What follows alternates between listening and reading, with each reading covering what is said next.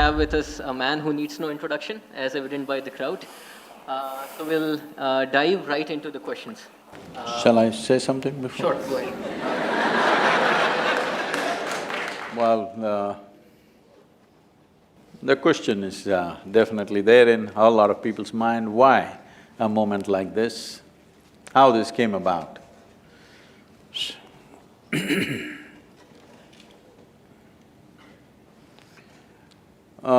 In the last 36 years that I've been active with people, there's one constant refrain from people. Thousands of people have asked me the same question.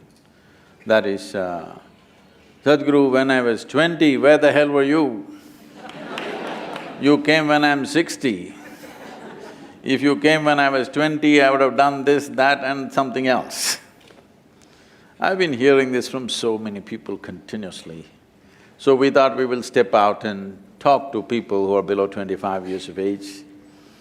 And that's why Youth and Truth. And the fundamental of this is, see what we call as life. This life, you may have so many ideas about it, so many emotions and thoughts about it, but essentially this life is a certain combination of time and energy. We have a certain amount of time and a certain amount of energy. Time is rolling away for all of us. If you sit here, it rolls, if you do something, it rolls, if you sleep, it rolls, if you're awake, it rolls. Whether in wakefulness or sleep, in work or laziness, whichever way, in dynamism or lethargy, time is rolling for everybody.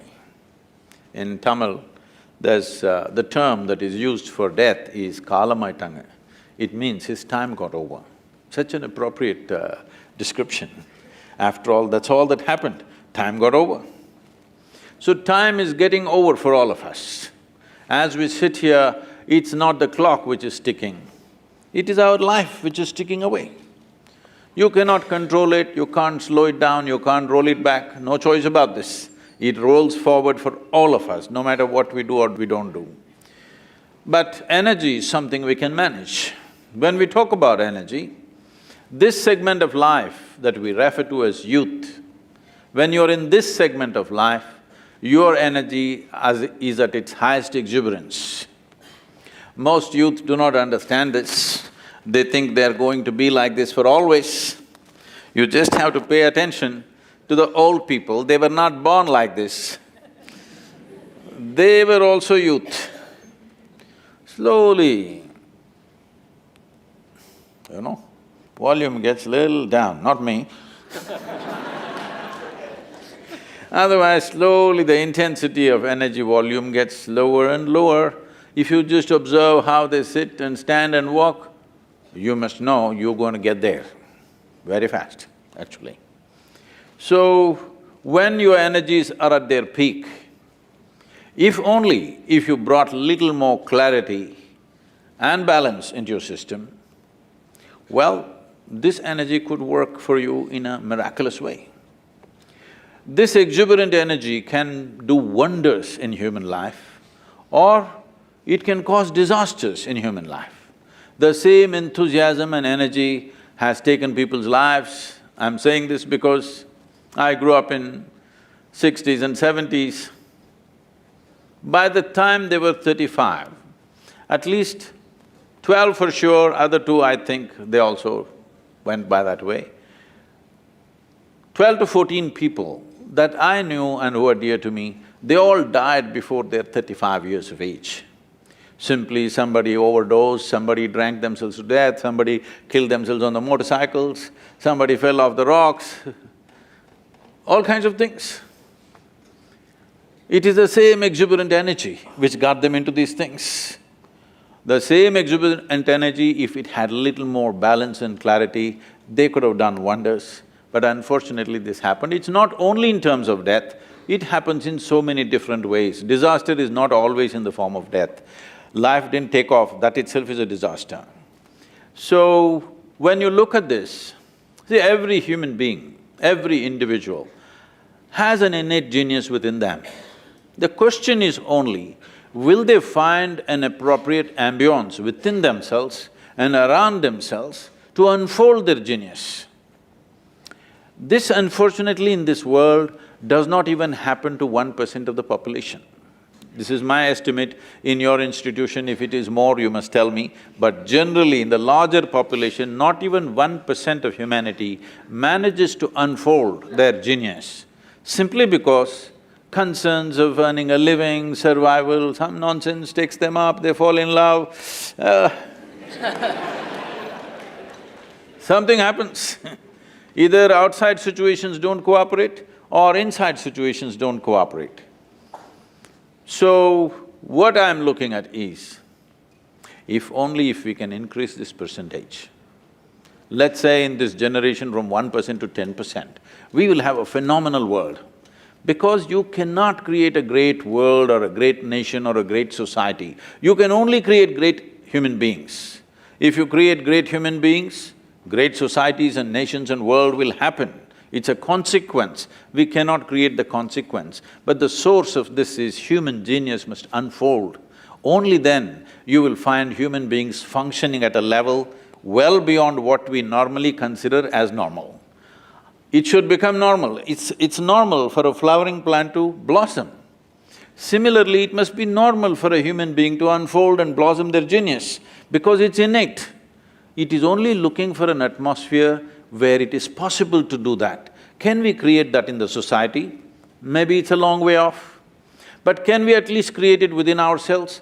That, if you're willing, is possible now in this generation. That's why I'm here with you. Let's see what we can do.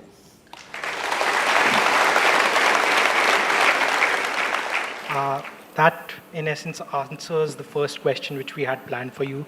So we'll actually move on. But what we have tried to do is we are representative of the student community, and we have taken their questions and actually tried to divide them in themes. And several themes have cropped up, and we'll proceed theme-wise during this conversation. The first theme that cropped up was about ethics and morality. And even though this wasn't the exact formulation of the problem, there were versions of this.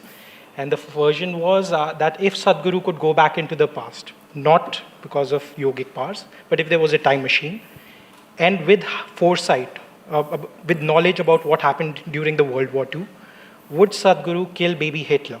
Is the first question that cropped up.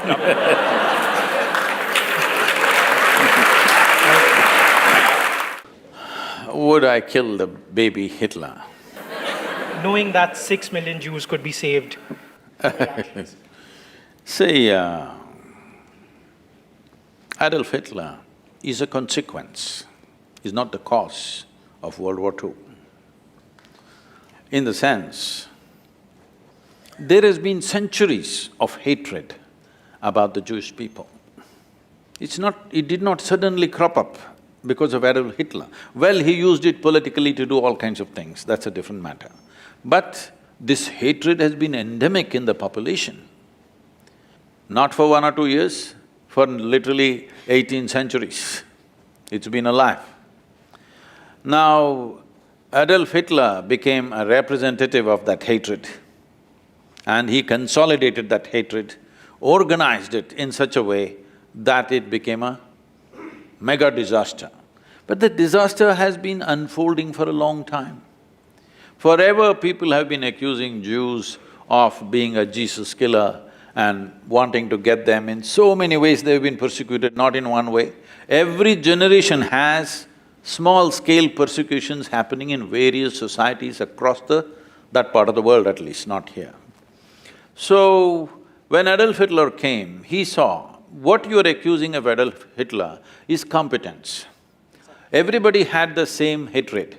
He organized his hatred into a very competent, results-oriented thing. Any number of human beings have come who are as much tyrannical as Adolf Hitler. Fortunately, they were not as competent. That's my question.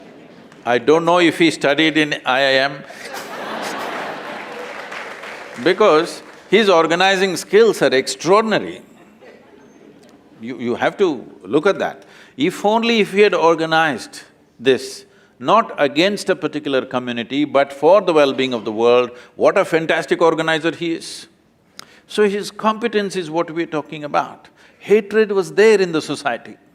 He organized it and made it into an end result of a disastrous kind. See, in every generation there are tyrants. Fortunately, they're impotent. Fortunately, they're everywhere. Don't think they're not there. Every day I'm meeting thousands of people. You should see what kind of mindsets people have. How much endemic hatred they have for somebody that they do not even know, including me. People who have never met me, people who have not had a word with me, they have so much hatred. Say, what's the problem? You've not even seen me yet. But no. So this endemic hatred is bred in the society in the form of religion, in our society in the form of caste, creed, ideologies. See, everybody is focused on Adolf Hitler. I'm not trying to belittle what he did. He is one man, so many people cause pain to each other, but he is one man who organized human pain like nobody else. He made a machine out of it. In a real organized way, like an industry. He did not do killing just for killing's sake, he made a killing industry, proper industry. Actually, they set up factories of death. So never before nobody organized it, but don't ever think nobody had those intentions, nobody had those same emotions, they had. But this man organized. So would you kill the baby Hitler? No, it wouldn't help, because another guy maybe with competence would have come up. You never know. So, what we need to work at is, we need to work at, as I was telling you, a culture of peace. This is important. We never worked at culture of peace. Only when it explodes in our face, we want it solved. Otherwise, we're just going about our business. The way we are driving on the street is violent, all right? It's not fast, it's just violent. I wish they were driving fast. If they were skilled, they would be driving fast. They're unskilled and they're violent drivers. Violence means you don't mind if somebody gets hurt, isn't it? Hello? Violence need not necessarily mean I'm going to throw a projectile at you. I don't care if you get hurt. This is violence, isn't it? So this is all over the place. We need to see culture is not something that you can build overnight. Slogans you can build overnight. You can do anti-demonstrations overnight. You cannot build a culture overnight. It takes a lifetime of dedication to bring that about. Nobody has shown that dedication. Everybody wants immediate solution. When something explodes, everybody will scream. Once it's over, they go about their business. So, it is very important. I want you to understand, Adolf Hitlers can be born just about anywhere, because the culture of disliking and hating other people who are not like you is so rooted in the society, it's just a question of, he must do an MBA here. I'm giving compliments to the institution, it's not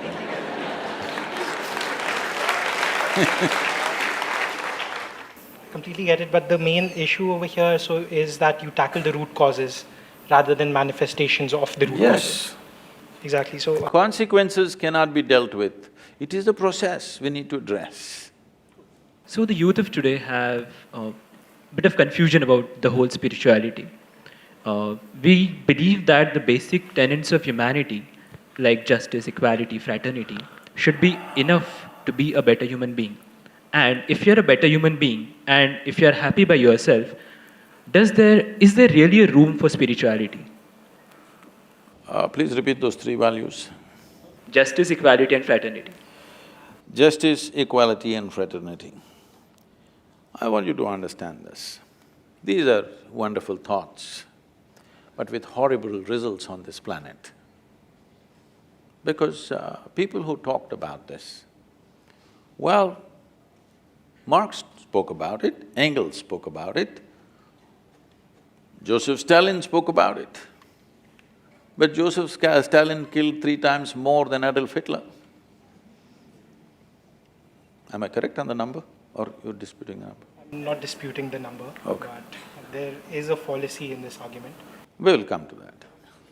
I'm saying you can carry any number of values, but you will see people will learn to subvert their own values in so many ways depending upon how much pressure is put upon them. So instead of morality, instead of this kind of moral structures, it is better that we fall back on our humanity, which is more reliable and always there. If we want to fall back on humanity, if you'll give me a couple of minutes, okay? See, what is it that is setting us apart? Why is it I must think that there must be fraternity? Because first of all, I think you and me are separate. Now I am trying to build brotherhood, isn't it so? First of all, I think the way you are is whatever. Now I am trying to include you. But how did you come to this? You have come to this simply with little bit of accumulated information in your mind, the data that you carry, which is your thought process. Your entire thought process is coming from limited data. Now this data is the feed for your intellect. Because you understand somewhere, maybe not articulated in your own mind, but you fundamentally understand the nature of your intellect is, it will always make you and others separate, because that is the nature of the intellect. Only because intellect is functioning, you have a discriminatory mind that you can discriminate, that is him, this is me. Otherwise you won't be able to discriminate. The other dimensions of intelligence which is in human being are all unifying in nature. Instead of going into those dimensions of intelligence and functioning, you are using your intellect. If I ask you a simple question, would you like your intellect to be sharp or blunt? You must choose, I'm going to bless you right now. You want it sharp, because intellect is a cutting instrument. So you use a knife to put people together, you will leave it in tatters, believe me. You use a knife to cut things, that's fine. To handle material aspects of life, you use a knife because you want distinction. When you handle people, if you use a knife, maybe with the best intention, you will still cause enormous damage. This is the unfortunate manifestation of the principle of communism. There is no more compassionate expression of humanity than communism, do you understand? You can tell. There is actually, in philosophy, there is no more compassionate expression, because everybody according to their need, not according to their greed, is a fantastic idea. But wherever they tried to implement it, what happened was enormous violence simply because it's an intellectual idea. And intellect can only cut. If you try to sew with a knife, everything becomes tatters. This has happened repeatedly again and again. But there's another dimension of intelligence within you, I will skip. In yoga, we look at human intelligence as 16 parts, I will not go into it. The last part of intelligence is referred to as chitta. What this means is, an intelligence without an iota of memory in it. Why is this important is, see, you are who you are and I am who I am only because of the memory that you contain within you, isn't it? You are separate, I am separate, how? That is one silo of memory, this is another silo of memory. When I say memory, it's not just what you remember and don't remember. There is evolutionary memory, there is genetic memory, there is karmic memory, there's varieties of memory. The very way you sit and stand is because of your memory, yes? The very way the shape of your nose is, the tone of your skin, everything is memory. So what you call as myself is a product of a huge amount of memory. Memory allows you to do many things in the world, but at the same time, memory is also my boundary. This is my friend, this is somebody I do not know. How? Because I remember this one, I don't remember this one. It's memory which decides who is mine and who is not mine, what is mine and what is not mine. So there is an intelligence within you which is beyond memory. Only if you dip into that dimension of intelligence, in your experience, all boundaries have disappeared. In the sense, if you sit here right now in this hall, and even for one moment, even for one single moment, if you experienced all these people, just as the way you experience the 10 fingers of your hand as a part of yourself, after that, do I have to tell you morality, fraternity, equality, this, that? When you see somebody as a part of yourself, when you have known somebody as a part of yourself, there is no need for any principle or any morality. This is what spiritual process means. Spiritual process means you begin to experience something beyond your physical nature. Why this is important is, physical nature can only happen in defined boundaries. Without a defined boundary, there is no physical process, isn't it? This is my body and that is your body. How come? Because this is a boundary. Now this is my mind and that's your mind, because there is a boundary. But there is a dimension of intelligence which has no memory. If you enter that dimension, you will see that there is no memory. Because there is no memory, but still you're alert and alive, because of that, there is no boundaries. This can be explained in so many ways. See, if you do something very intense, if you do like this and just hold it like this, you can… Shall we experiment? Just for 20 seconds, vigorously rub your hands together with your eyes closed.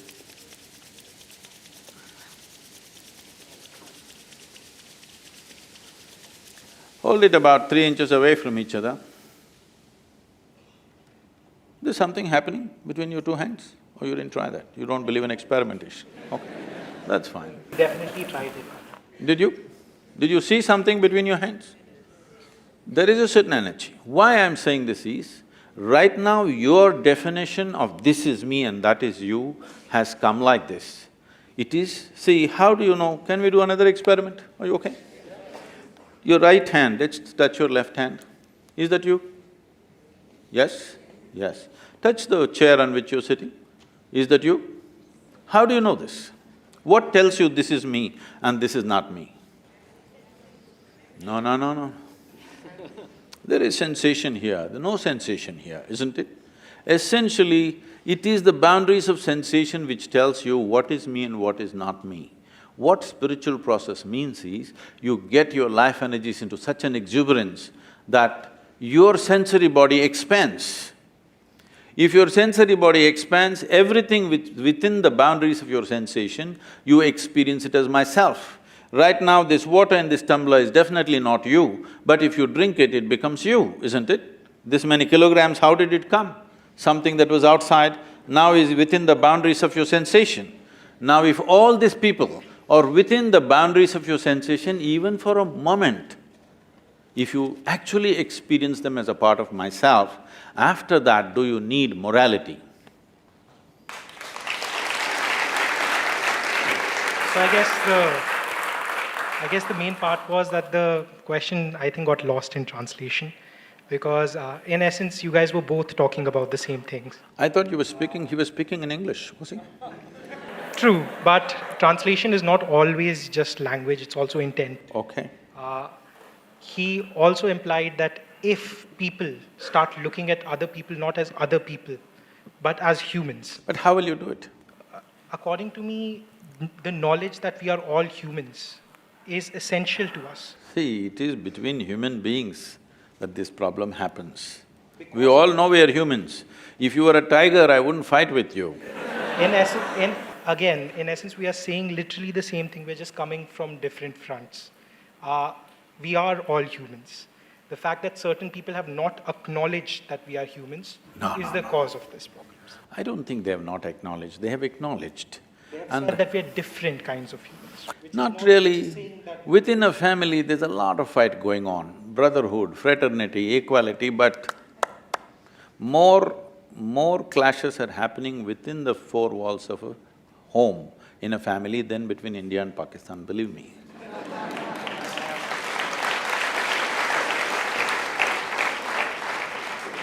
No, you're a little frustrated, you can ask me more questions. Huh?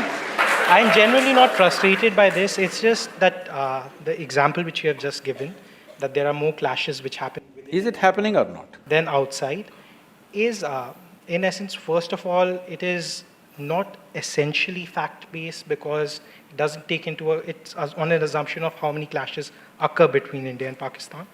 The second is, it assumes that clashes which are occurring within the family are of the same magnitude. See, magnitude is different because we are not armed within the family and we have no intent to kill, all right? We have no intent to kill. But clashes are happening, isn't it? Emotions are happening. Are they happening or not? If you believe of everyone as your extension of your spiritual being, would clashes also not occur? See, spirituality is not a belief, that is where you're wrong. See, you think spirituality is one more belief like your values. Your values are made up by you. Spiritual process is not made up by… If you sit here and breathe, what you exhale, the trees are inhaling. What the trees are exhaling, you are inhaling. Is it a fact or is it my idea? It's a fact. Now this fact is only intellectual, but experientially if you sit here and actually experience one half of my lungs is actually hanging out there, which is the fact. If you experience this, after that, do I have to tell you, don't cut the tree?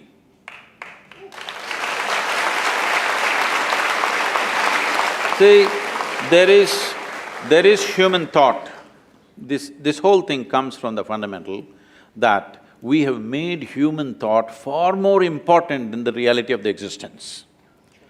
Human thought is very small because it is just a consequence of little data that you have in your head, isn't it? All the thought that you have is coming from the data that you have gathered. Whatever data I have gathered, whatever you have gathered, whatever all of them put together have gathered, is still a minuscule in this existence. Is it so? Hello? You may be a PhD, but I'm asking you. Is it a minuscule? So with such a small piece of information, you're coming to conclusions which is not right. That is why spiritual process means you don't attach any importance to your own thought and emotion. You see how to dip into those dimensions of humanity which is not defined by boundaries of your physical nature.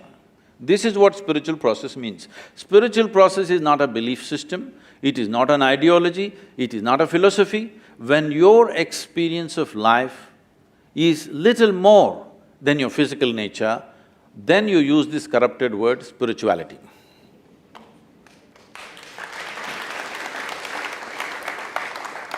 While answering the last question, you talked about memory, right? So, my question is, if all we are doing… So what's your view? Should we have an all-encompassing memory, or should it be a memoryless being? Because if we are a memoryless being, then there's no concept of future and past. There's no relation between actions and consequences. We talked about experience, that doesn't exist. Now, how does this idea come, memoryless being? You talked about chitta that has… I said memoryless intelligence, an intelligence which is beyond memory. I did not talk about a memoryless being because if there is no memory, there is no individuality of any kind, isn't it? That's what his point. So that's what the point is. I get you. To be an individual, memory is important, but because we have memory, all the It is not shortcomings… memory is important, memory is the basis of your individual nature. Is individualism important, like being… See, individualism means you're trying to make a religion out of yourself. There is no individualism. It is a privilege. Though we are part of everything here, if we don't understand this, we'll get the point when people bury us, that we are a part of everything. Right now we stand up, see, your existence here is like a pop-up on your computer screen. You pop up for 2 minutes and you go, okay? In the life of this planet, you are just a small pop-up. You will go poop and poop, that's it. You and me, right now when we are here, we think we are this, but all this countless number of people who came before us, you think they were idiots? They were also like you and me, big people, but all topsoil now, isn't it? So anyway, we have no individuality. Individuality is an assumed thing. This is a great privilege creation has given us, though we are part of everything. We are allowed to experience life as an individual, how fantastic it is. We are greatly, grateful to this process because it allows a little bit of individuality for these few years that we are here. These years in the life of this planet is really nothing, 2 seconds they calculate something out of the billion years, whatever it's been here. So if 2-second pop-up assumes individualism, what is that? It's a privilege that we have some sense of individual experience. Otherwise, we would have no experience if there was no memory, okay? So if you dip into chitta, does my individuality completely vanish? No. When you dip into it, it gives you an experience beyond the boundaries of your individuality. Because of this, see, you are in this country, you're an Indian, but can you travel out? If you travel out, you're not an Indian anymore? Still am. You still are, just the same way. I'm still the same person, but I'm no more limited by the boundaries of my physiology and my psychological structure anymore. This gives me a larger sense of experience.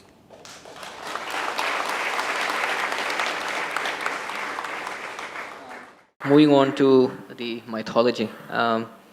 So we know that Iliad was written by Homer, right? A blind guy. He wrote that there are 14,000 horses. But since we know that he could not have seen it for himself, we believe that there's some sort of historical, storytelling going on there. Would you say? But nowadays, all the scriptures, religious scriptures, are taken as gospel. So should we also believe that there is myth making in Ramayana, in Mahabharata, and that taking them as gospel rather than just work of literature is wrong? I don't see anybody taking Ramayana and Mahabharata as a gospel. There are certain factions which are… No, no. They cannot, because they'll get freaked out with confusion. Because there are all kinds of people in Mahabharata, the best sort of man, the worst sort of man, in between every kind of man and woman. Is there over 100,000 characters? How can you make a gospel out of it? So you said storytelling. I don't know if you've seen the byline of Youth and Truth, not the seriousness of gospel, but the playfulness of gossip, because gossip has always been reliable.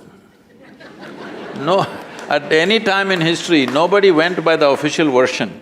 Whatever the official version came, people asked around with their friends and relatives what happened. When 5 people said 5 different things, people learned out of their wisdom to extract some truth out of the gossip. But people always relied more on the gossip than the official version, isn't it so? It's not just today, always. However, given that this gossip can lead to a transformation of this truth to an extent where it's lost forever, do you think that's troubling? See, first of all, you're questioning, did it actually happen, right? So we are saying that the same argument which you have given is the argument which is usually used these days to say that buildings which were constructed by the Mughals were actually not Mughal structures. Oh, okay. I get the However, point. that's gossip being misinterpreted completely. Now, say, if you come further south, people are questioning whether Rama existed or not, okay? This is just a question of poor memory. When the entire nation has been talking about it for thousands of years, now the problem is your trust in printed word is more than the spoken word, that is the whole problem. But you must understand, this is a oral culture. We always transmitted most significant things orally. You may think it's insignificant because it's not written, but anybody can write it down. People have written it down now it's a printed word. But now somebody questions, did Rama exist or not? Not in one place, in entire culture, when everybody is talking about the same story with minor variations here and there, it could not have been just made up by all the people, So isn't it? I guess his point was also by bringing in the Iliad example the same, that the war on Troy did happen, but the fact that Homer says that 14,000 horses were there is clearly not truth. Maybe not. Maybe Ram did exist, but other facts which are… other things… See, we are, after all, Indians, we invented zero. We have certain freedom in using number of zeros. We're taking liberty with that. Don't… see, whether 6,000–7,000 years ago, whether 100,000 men fought or 10,000 men fought, doesn't make a difference. The way the story is said in this country is not for its facts, but for its truth. You're trying to bring out a certain truth. The fact of it, whether 100,000 men fought, 10,000 men fought, what does it matter? You don't have to manage that war today, it's over. So the important thing is, what is there for me to learn from that, all right? If that's a question mark, we can go ahead with that. I guess that was his point itself, that when you look at religious texts, as you would learn from… See, don't call them religious texts, this is nation's history. So let's say if you look at another piece of literature, you would derive learnings from it. Literature is different, history is different. Literature can be fiction. History is written in a dialectical way so that it's always relevant for you. I'm saying 6,000 years ago, whether a man existed or not, what's my problem? Unless he has something to contribute to my life today, isn't it? However, if history has been written and the facts of the history are not clear, then how See, this is what I'm saying. The fact is like this. Suppose 6,000 years ago, Rama had a wife whose name was not Sita. What's my problem? we are not questioning whether the name was… Not only the name, I'm saying, okay, he was not… his father's name was not that, it was something else. He was somebody else. What does it matter We to are me? even questioning the sequence of events over here. You can. How they… See, sequence of events also you can question, but what I'm asking is, a 6,000-year-old drama, if it got little mixed up, it is not your problem. The problem is just this, is there something for us to get from that? That's all the thing is. Now, why we are worshipping Rama in this country is, he's not a super success. He's a serial disaster, if you look at it. Yes. Even today is having real estate issues, that's why you brought this up.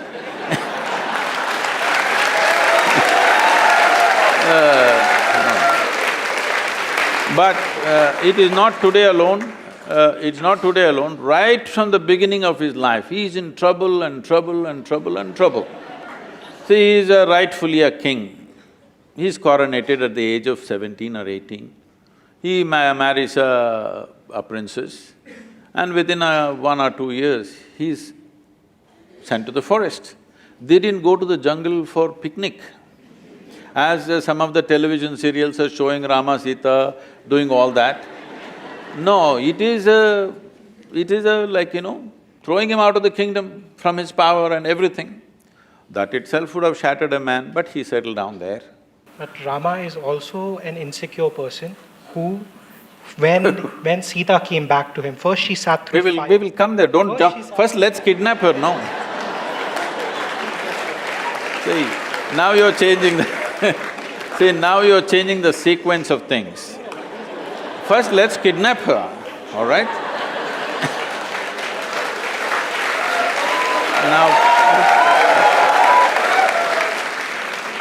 Now, the Sri Lankan people come and kidnap his wife and go away. After all, he is a king. If somebody steals his wife and takes her away some 3,000 kilometers down south, there's no GPS to even find out where is Sri Lanka, all right? At a time like that, being a king, he could have found a local solution. There would be any number of women to marry the man, he's a king. But he goes in search of her, not with a big army, just him and his brother, like ordinary people. If a man has to walk 3,000 kilometers down south, not knowing where she is, whether she is alive or dead or what's happened, then she must mean so much to him, yes or no? Otherwise, why would a man walk that distance? Now, he goes there, he forms a Tamil army, don't forget this and then there is a fight, kills hundreds of people, burns down a beautiful city, gets back his wife, comes and settles down. Before this, I will tell you, he goes for a year of penance in Himalayas. His brother asks, are you crazy? This man stole your wife and now you're doing penance for his death. He said he had 10 basic qualities, Ravana. Killing those 9, which were horrendous qualities, no penance for me, no repentance for that. But he was also a great devotee and I killed that also. So 1 year of penance the man goes for. This is not a And then he settles down and his wife is pregnant. You must understand, for a king, his wife is pregnant means it's not just about a child, it's a progeny for his empire and there are many things involved.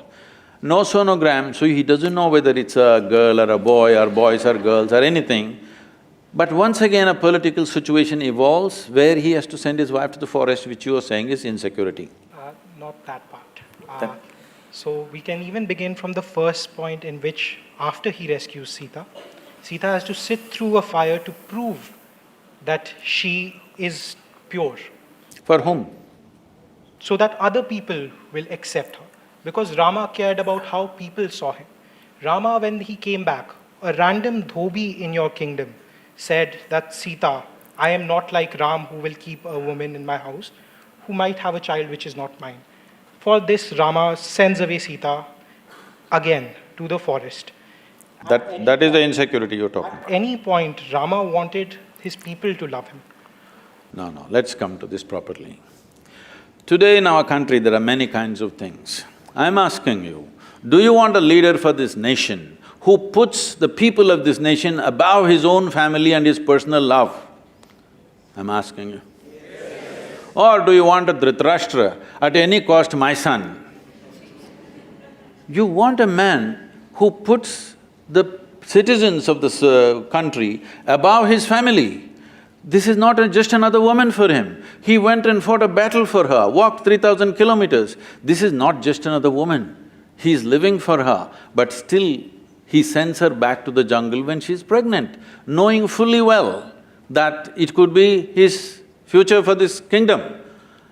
And he's putting… See, it is not just about a dhobi, this is what your mistake… you're taking these things literally. When a dhobi said, what it is being said is ordinary people are talking like this. Ordinary people have no trust in the king, that he's just brought some woman from somewhere and he's made her our queen, because queen is seen as a mother to the nation. We don't want such a woman as our mother, that's what they're saying. She went and lived with some man somewhere. This is what the people of those times are saying. So if the king says, I don't care what you think, I love my wife and keep her, that would be not a good king, not a good administrator. So he's putting his people above somebody that he loves very, very dearly, and she's pregnant. It's not a small thing for him, it means a world. But still, he sends her to the jungle. This should be bowed down to, this is why we bow down to the man. No? Please say it. No, why? He has something to say, please. So there are different types of responsibilities of you as a person. As a king, there are different responsibilities, and as a human, as a family member, you have different responsibilities. Now you can't just throw away your wife and send her to a jungle. It's like just objectifying her. It's not treating her like another human who's pregnant, who will need different things, and you have promised her different things. Well, then you're against Gautam Buddha, you're against Rama, everybody.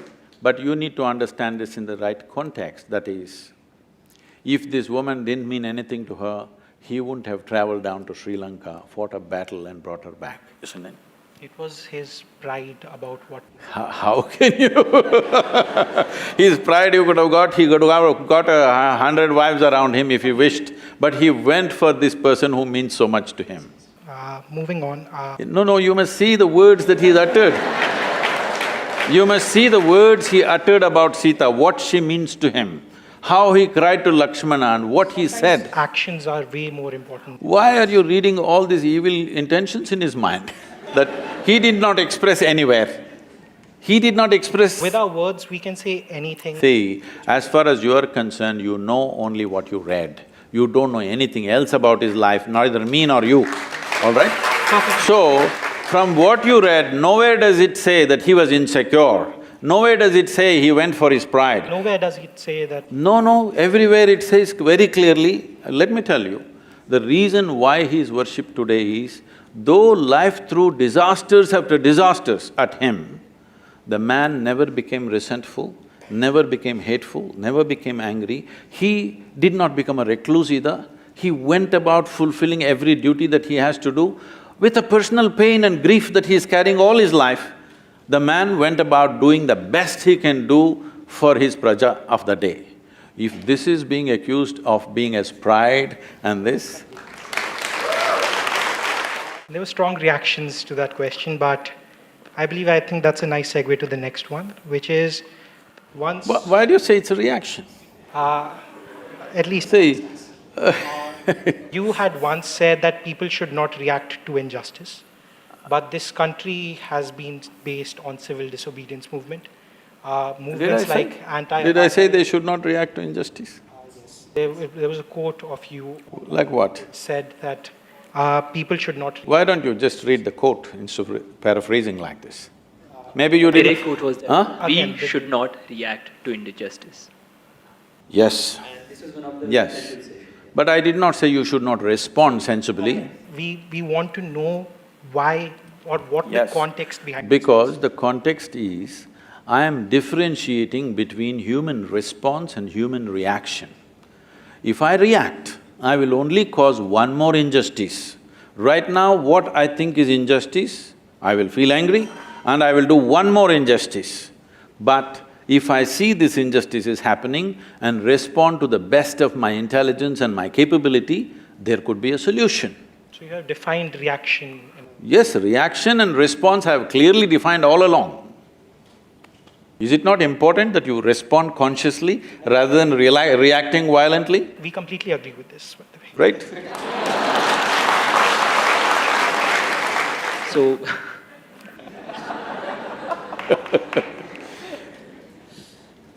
I'm glad your serious face is gone, you're laughing, now we can talk. so this was you quoted somewhere that religions have nothing to do with the lynchings that have been going on around. But if we see the facts, members of a particular minority community are being targeted by the perpetrators who identify themselves with another religious community. And if these are the facts, then how can you say that religions are not connected to the lynchings? See, probably you're just going by the television reports. Just go a little further into the… So You read your again, book we as are- well. So in also your we book, are- you are- say… In book I'm talking about lynchings. No. Yeah, so in your book you have mentioned that you went to a village and a Oh, yes, policeman was of your course. friend, and you mentioned that… No, I will tell you the incident properly, you don't water this down. I'll tell you that incident properly. Will you give me 2 minutes? All right? See, I was living in a remote part of Karnataka. Karnataka is generally a docile, peaceful place. It's not a very activist kind or violent kind, there's no religious frictions happening, it's very docile people.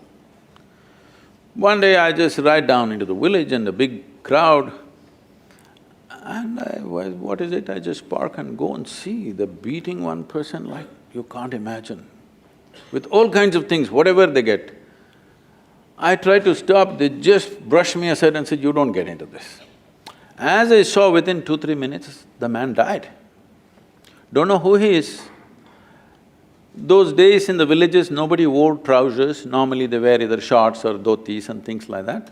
This guy had trousers and some kind of dirty-looking shirt. And somebody thought he's a child lifter. Right there, they killed him and they dug a hole right outside the village where everybody can see, and they buried him right there because nobody has any fear that this is going to be a murder, this is going to be pursued. There is no such thing, they think it's their right to do that. I was appalled. Till then I had never faced a situation like that in my life. I was just 22, 23. So I rode down to the police station, which was just about eight or 9 kilometers from there. This policeman or this sub-inspector was my senior in college, so I knew him. So I went to him and I just saw this, you have to come and do something. He said, you do not get into these things. I said, what? They killed a man, I can show you where he is buried. This body is right there.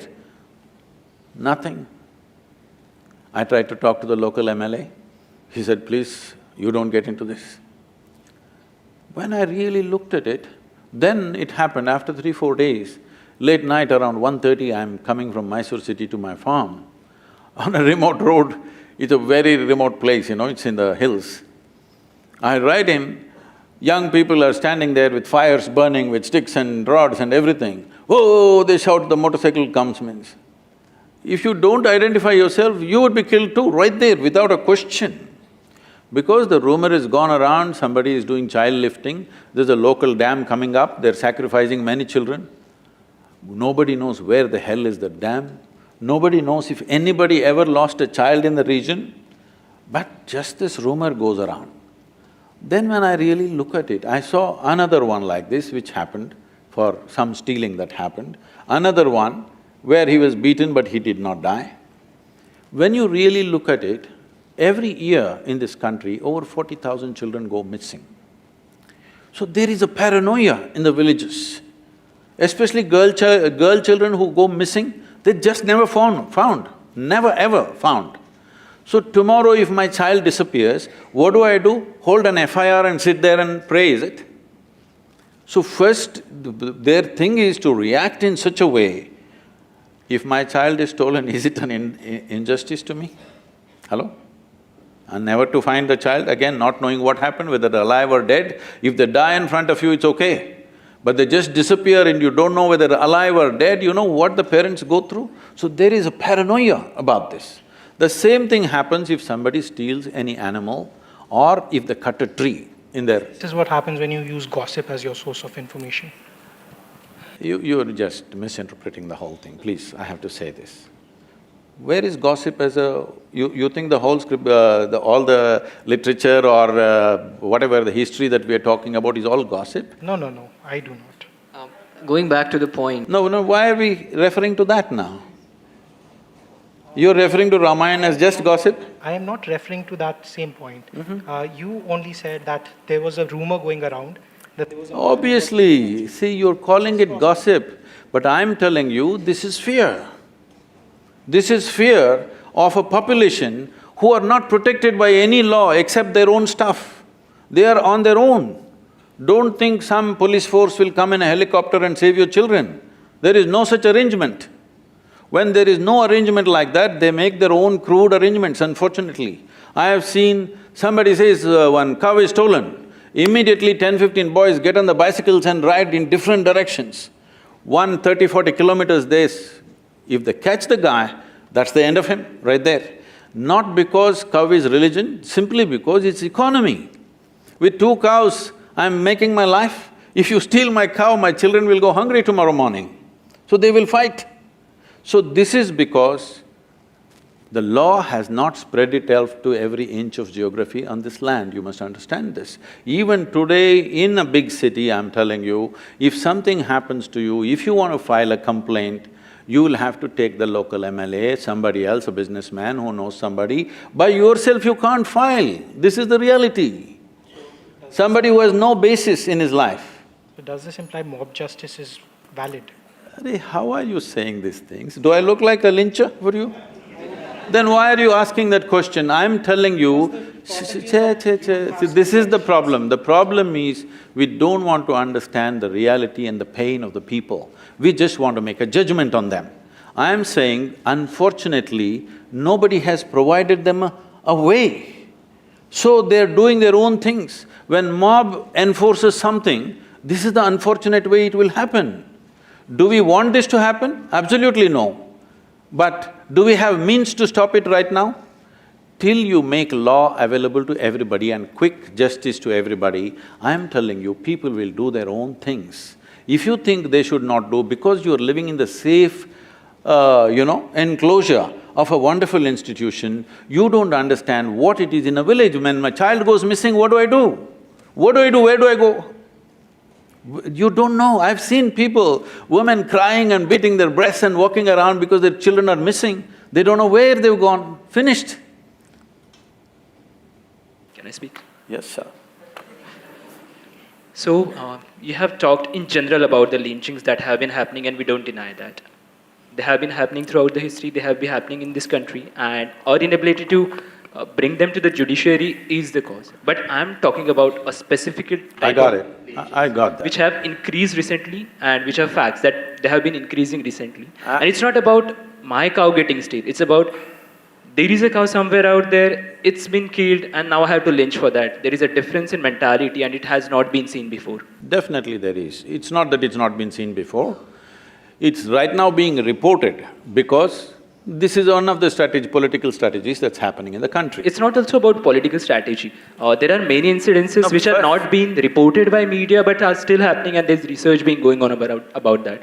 So whatever we found out about the lynching are just like few percentage of that.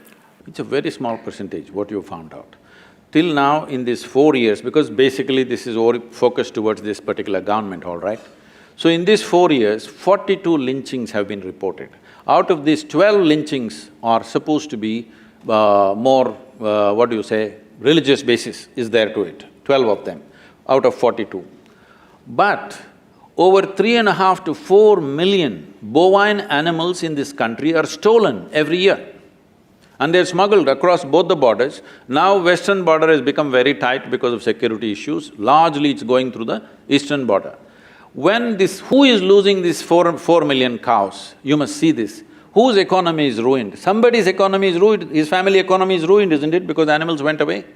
Over 3.5 to 4 million animals are stolen in the country every year. And anyway, for your information, every year, in 4 years, 42 lynchings have happened, 12 of them have a religious connotation to it for sure, there's no question. Those are just reported. That is reported. But what is not reported is every year, over 100 uniformed men, including BSF soldiers, are lynched and killed by the cattle smugglers. That's totally a different issue. Let's not bring that into it. That's totally a different issue. No, please, why is it… It is connected, right? So this is not No, just no, about… please let us… Why… just because somebody wears a uniform, is he supposed to die? I'm just saying, let's not connect these two issues. No, One is religious, one is security. I want you to understand, when there is a large-scale crime going on, when there's a large-scale crime going on, 4 million animals means on this side of the border, they're approximately 10 to 15,000 rupees. Across the border, they're between 30 to 50,000 rupees. I want you to calculate the numbers, you're the business guys, all right? I won't get the numbers right, please get me the numbers. I totally agree with you. So when… Have been happening. Please understand this, these cows don't fly. They have to be walked, all right? These cows, these animals have to be walked or transported in trucks. Only small amount is transported in trucks, rest of them are walked in the nights, okay? From across the country, 4 million animals. When such a large-scale crime is happening, you think there will be no reaction at all? When nobody is caught? Why change now? Why now? Huh? Why recent few years? See, it is not now, it is only reported now, it's always been happening, I'm telling you. They have reported only 42 lynchings. I am on camera, but I'm telling you, from my experience of rural India, I would say anywhere between 200 to 500 lynchings have happened in these 4 years. And similar numbers or much bigger numbers have happened in the past. Because unfortunately, this is how things are enforced in this country. You have to change it means you have to create an enforcement mechanism that's available to everybody. In United States, they say an average time in which a police car arrives is 3 minutes and 20 seconds, even if it's in Montana, average time. In New York City, they will arrive within 30-40 seconds, armed men, not just handguns. If you open their boot, they got a shotgun, they got rifles, they got works.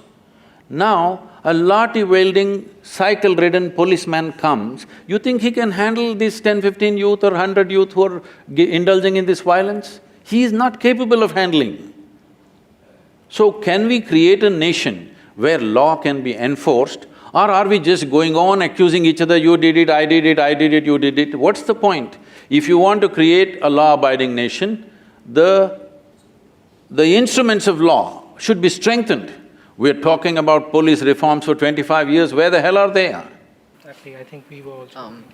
So to wrap up the argument here, I'll be wrapping up your argument.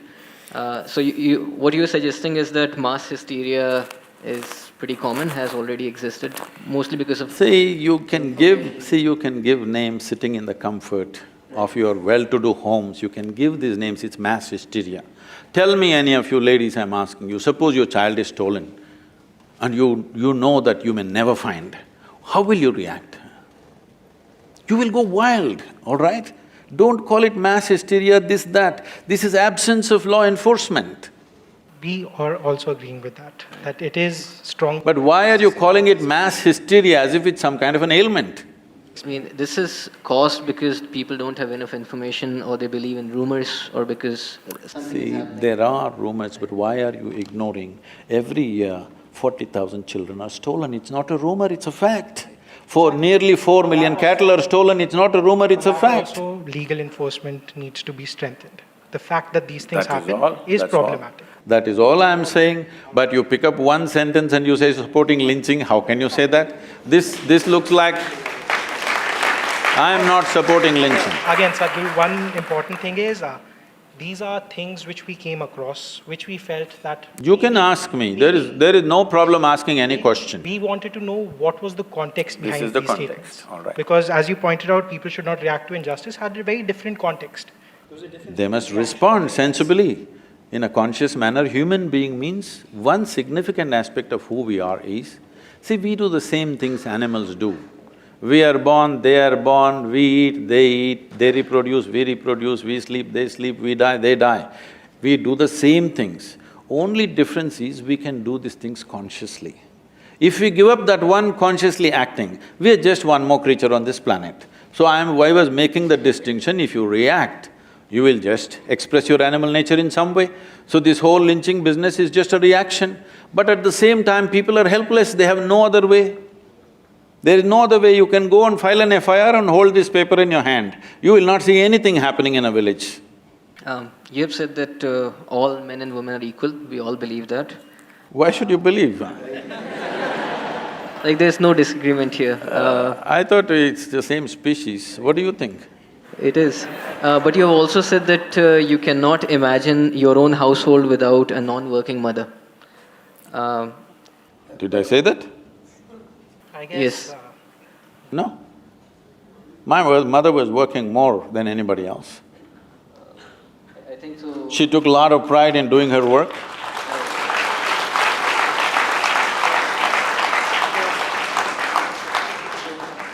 Okay, let's come to the major point. So, unlike your mother, my mother, she's also a working mother.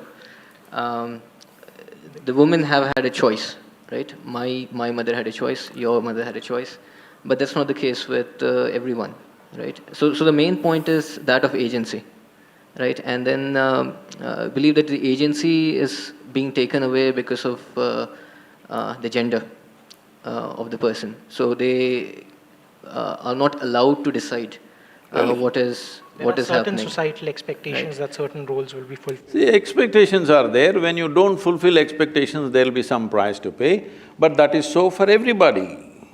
That is… See, I'm not trying to say there has not been a certain level of exploitation, there definitely has been. But don't once again react to that and do reverse job. All you have to do is educate, educate, educate. Just leave it. You will see in a generation, everything will change. This is the first generation of women in this country who stepped out. Please understand, women have stepped out and doing so many things in the world, not because of your liberal ideas, it's only because of technology. Because technology has leveled the playing field. Technology has taken away the significance of man's brawn, isn't it so?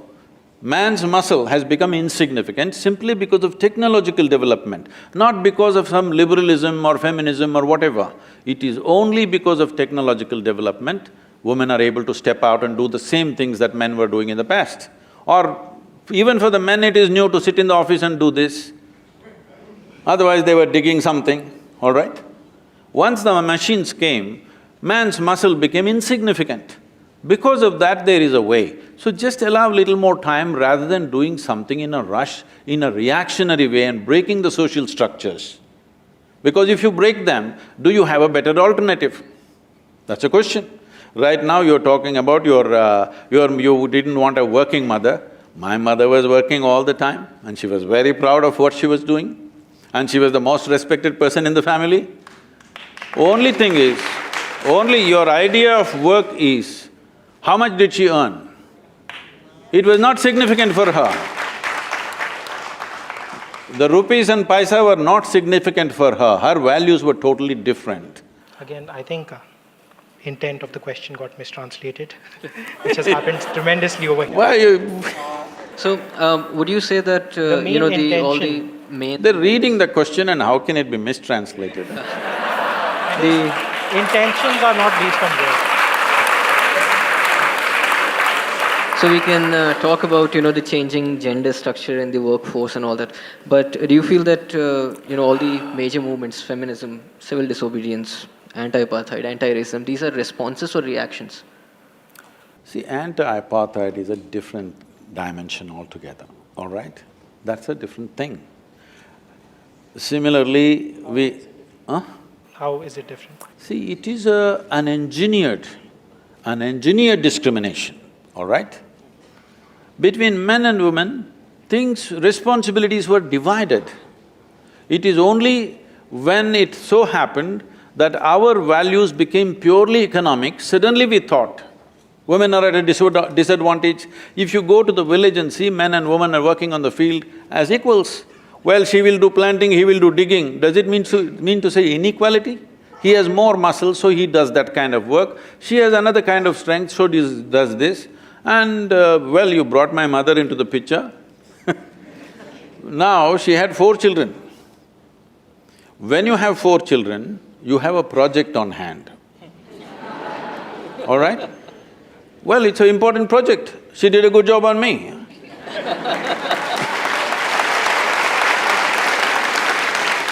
The kind that I was, if she did not tend to me constantly, I don't know what I would have become, all right? She did a good job on me and I'm glad. Not by domineering presence, but simply out of her love. You could not do anything that she won't like simply because she will simply sit there with a tear in her eye and finished, everybody's finished in the house. That's all. She never said one word, she never scolded anybody, abused anybody, beat anybody. If we did something that was against whatever she thought is good for everybody, just one tear appeared in her eyes, finished we were. Everybody got fixed, absolutely. So she had that kind of power and she exerted that when she had to. Because she did not earn money, is she inferior to anybody? I don't think so. I don't think even he implied that. No, when you say working mother and a non-working mother, it's a wrong description. They're working. Only thing is, they may not be getting paid for it. Exactly how you said that react and response are nuanced versions of the same word. Working, non-working are nuanced versions of the same. So you're talking about, the gender roles that are usually associated, and what the expectation is. See, if a woman wants to work outside, anyway, there is a biological responsibility. For some reason, nature has trusted a woman more than the man and entrusted this responsibility of manufacturing, I'm using the word manufacturing intentionally, manufacturing the next generation. Isn't this one of the most important things that needs to happen in human societies? Hello? If we don't do this properly, it doesn't matter what kind of management techniques you learn, is it going to work in the society, I'm asking?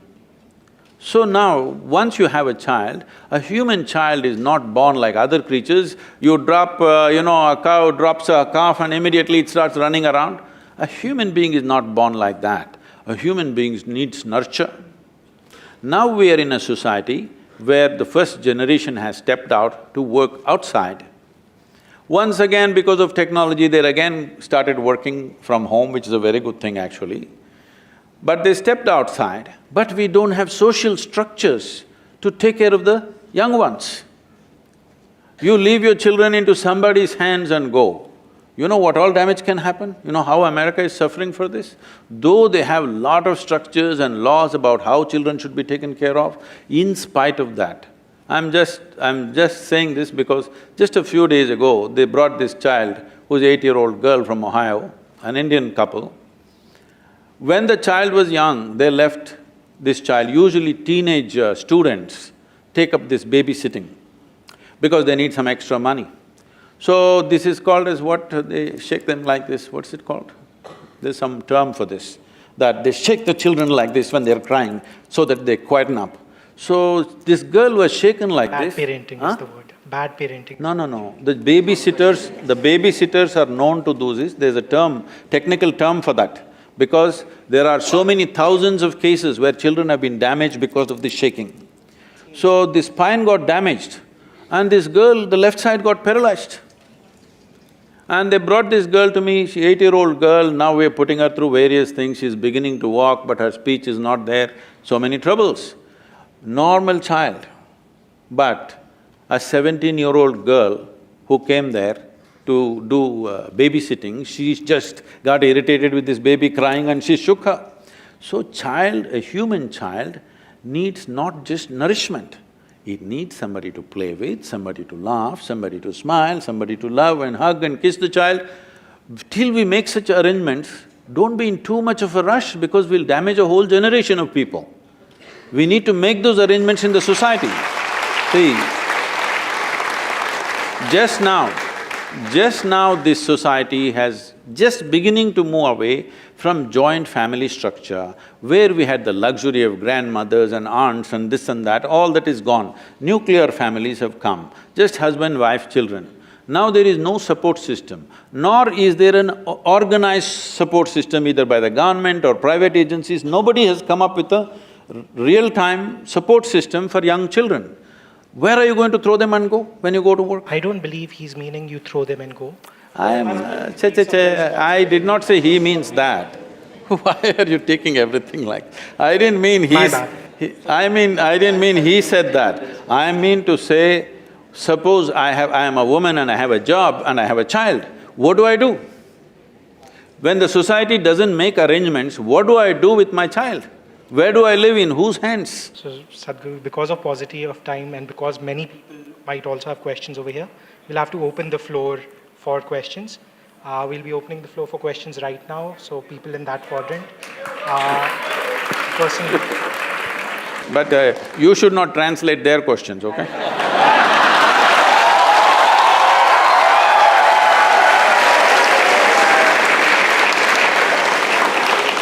Question that if I get a seat at IIM, my parents are very happy and then they congratulate me for my hard work. But the same thing, if I do not get a seat, they are like, you will get what God intended for you.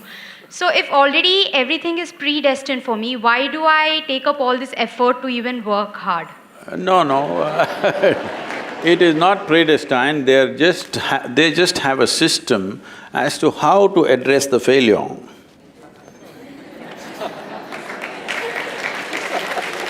They don't want you to get totally frustrated and agonized by something that did not work.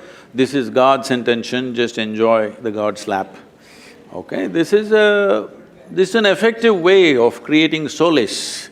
This is not a solution, but this is a solace, this is a psychological process that somebody is trying to diminish your suffering for that moment so that you understand you are in greater plan. That's why you didn't get the admission.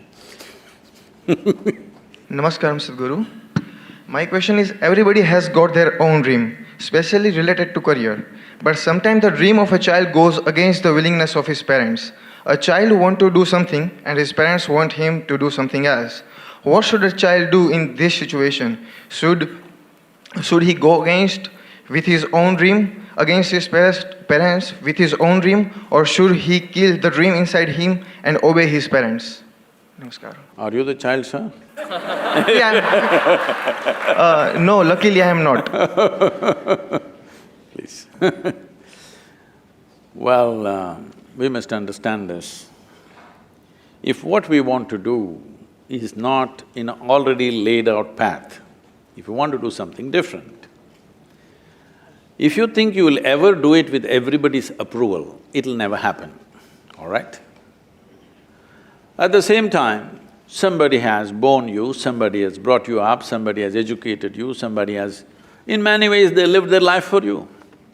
Can you just reject them and do what the hell you want? No. So, you must understand, the parent and child relationship is that of love. You must increase the love volume and do what you want to do.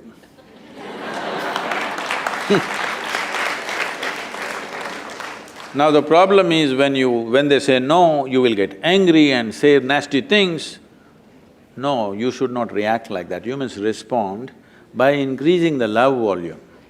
When you increase the love volume, they melt. Then you must tell them, see, this is what I wish to do, otherwise I will not be happy doing what you want me to do.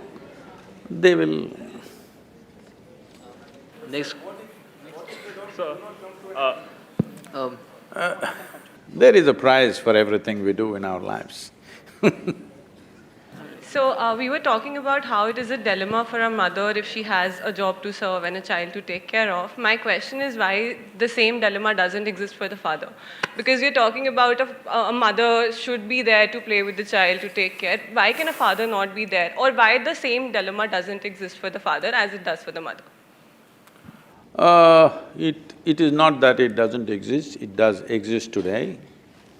It is just that at an early age, a child prefers mother's company more than the father's. When he starts running around, he likes father. When he is still crawling and boo-boo-boo, he likes mother. At least the first 3 years, 4 years, the child prefers the mother because it's natural for the child to prefer that comfort of a mother. But when he starts running around 6, 7, 8, then he wants father because he wants adventure. He wants to go out, he wants to go on a motorcycle or he wants to go somewhere else. But early age, he wants the comfort of the mother. Now, generally, we have not created this. This is something we can do, which we have been talking about but it's not happened. There are many people like this. I said such people move into one apartment. One lady who's really good at children, good with children, she could take care of all the children very well and do something, some cooperation has to happen because we have banished our grandmothers and aunts and others, we can't stand them anymore. At least somebody who could be paid something but who's a volunteer, not simply a paid person who's going to shake your child like this. Somebody who has some care and concern for the child has to be there. But unfortunately, those arrangements are yet to happen in our society because it's new. Arrangements have not come. I'm sure in the next 15, 20 years this will come, but there is a certain amount of suffering in the meantime. So, for the manifestation or the achievement of the goals or passions, or even for holding a king cobra, as you say, a wholesome control over the chemistry of thoughts and emotions is necessary. So, at this point in life, with so many stimulations, opportunities, distractions, ambitions, passions, everything hovering all around, how to achieve that control over the chemistry of thoughts, emotions, and fears as well. So, how to aggravate or elevate that ether within to read that, to reach that silence within where we could do what we want and whatever we want becomes what it is.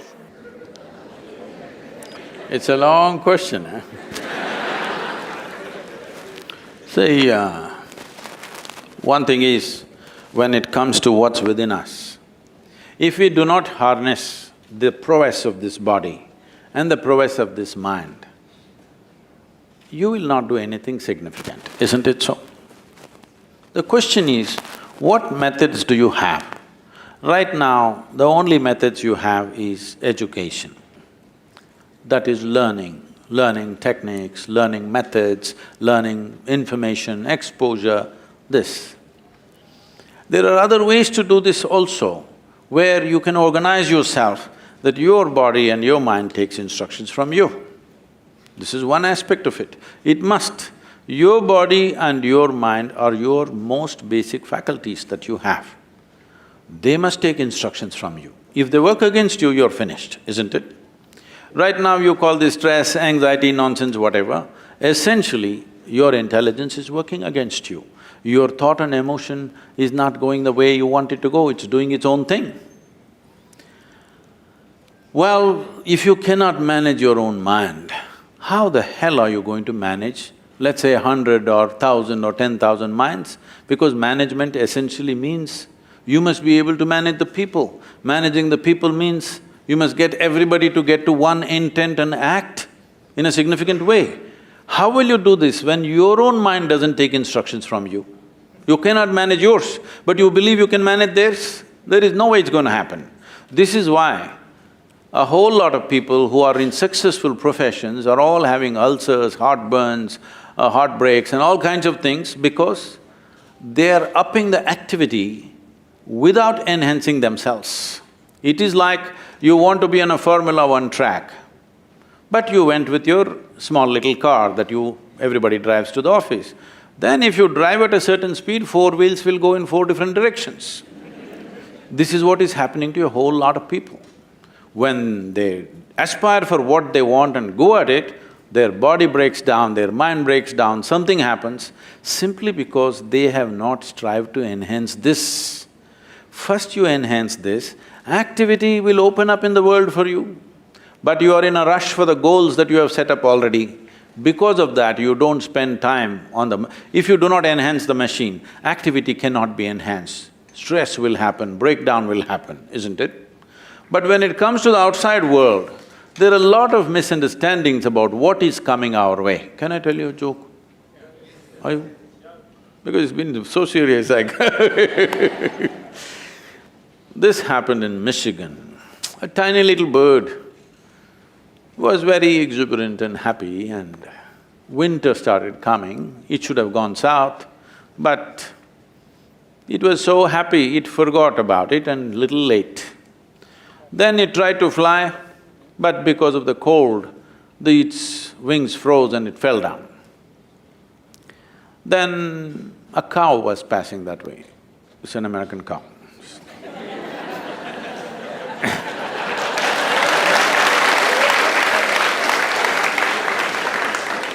A cow was passing that way and it dropped a heap of dung and it fell right on the bird.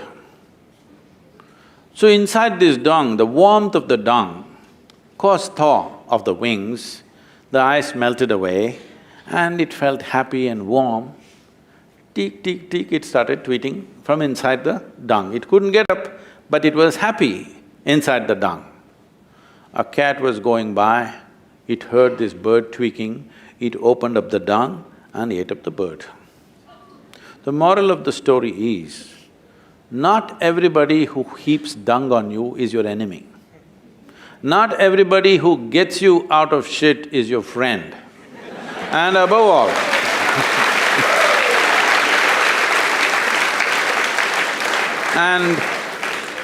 and above all, when you're in a heap of shit, keep your mouth shut.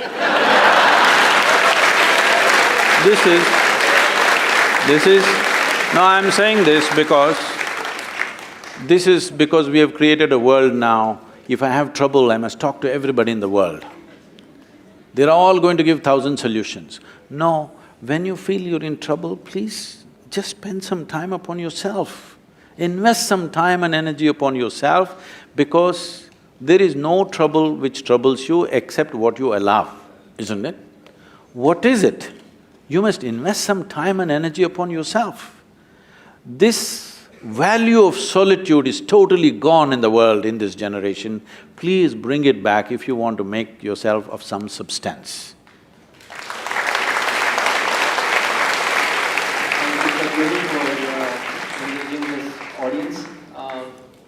I'd like to just thank the Isha Foundation for such a wonderful show they put on. Wow. And thank you, Sadhguru, for spending so much time with us. With this, we close the session. I want you to understand, I don't know to what extent all of you are exposed to the nature of the country in which you're living. We constantly keep gloating about the tremendous things the nation has done in the past. Yes, it is true. But we've also forgotten a whole lot of horrendous things that have happened to this country, and today we are where we are, where there's inequality of absurd kind, okay? Absurd kind and most cruel kind. A variety of problems in this country. This country is a heap of problems. This education that you're getting here in a premier institution, please may it become the source of sorting out and solving the problems in this country, because I'm telling you, not even 1% of this country's population can even sit in the kind of comfort and ambience that you and me are sitting right now. Not even 1%. This cannot be called success. This cannot be called even a nation, if you ask me. So, we have to make a nation out of this 1.3 billion people we have on our hands, and a whole lot of them are youthful. Please, whatever knowledge and capabilities that you get, invest that to bring some humanity to the human beings who are living in this country, please.